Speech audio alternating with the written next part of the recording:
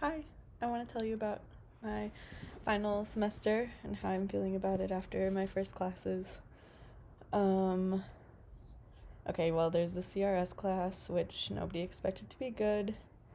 Um, the professor showed up in an Under Armour camouflage baseball cap, glasses around the neck, and then like a puffy vest over button down. So I kind of felt like I was in health class when the substitute, Mr. Spurl, was running the show.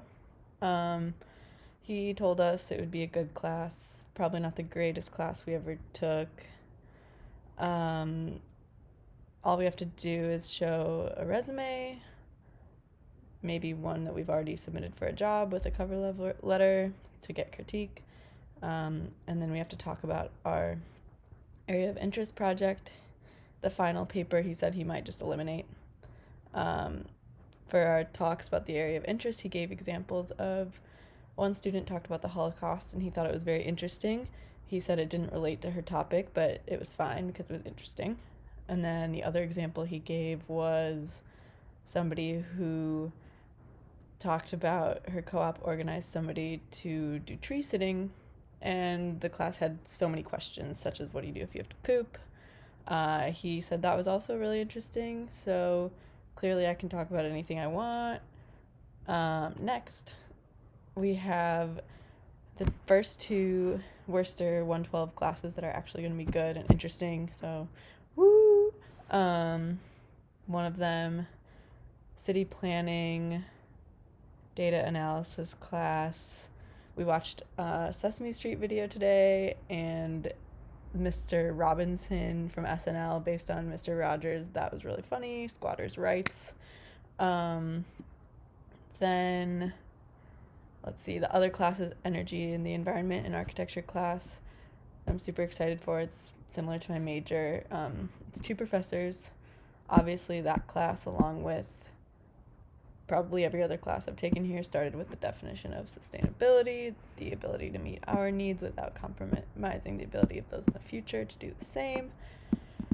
That was a unlucky start, but then don't worry, they picked up the pace and started showing case studies about, for instance, in Palo Alto, he worked on a sewage plant and he showed maps of how the flooding is going to increase with like sea level rise, and he showed that in 2040 flooding will cover a lot of the main city and remain for 18 hours. It won't just like recede really quickly. So I quote, people will be in poop in 20 years.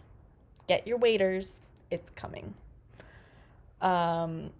I also like that he said he sent his parents to Alaska to show them what they've done because the glaciers won't be there for very long. He made an okay boomer joke. I'm into it.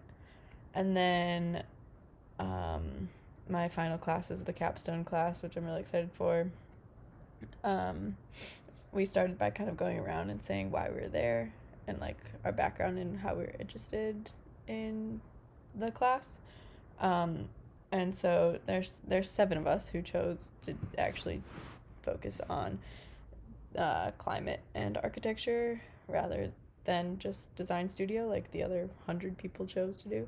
And so basically everyone in the room went around and said like, oh yeah, in studio I felt like it was selfish. I felt like it wasn't as beneficial as actually this like practical energy and climate-based design. Somebody said she was inspired by the energy and environment class. So everybody got their roots for this class in college. And then it comes to me and I say, well, in 7th grade, I went to the museum and I saw a smart home. And then I haven't focused on anything else for the entire time I've been alive. Yeah. And then